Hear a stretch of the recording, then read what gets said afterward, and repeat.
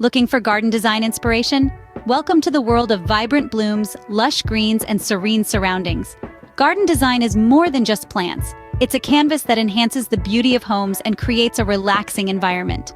Stay tuned for our top garden design tips and tricks. First, plan your space. A garden's beauty begins with thoughtful planning. Consider the sun's journey, the characteristics of your soil, and the purpose your space will serve. Will it be a sanctuary, a playground, or a botanical showpiece? A well-planned garden is a beautiful garden. Next, choose the right plants.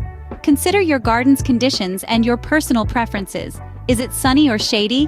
Do you adore roses or succulents? Also, aim for a mix of plants to keep your garden interesting all year round. Remember, diversity is key in a vibrant garden. Don't forget about garden structures. Arbors, pergolas, and trellises can elevate your garden's appeal by adding height and interest. Not only do they serve as striking focal points, but they also provide sturdy support for climbing plants. Garden structures can transform your garden into a living sculpture. Ready to transform your garden?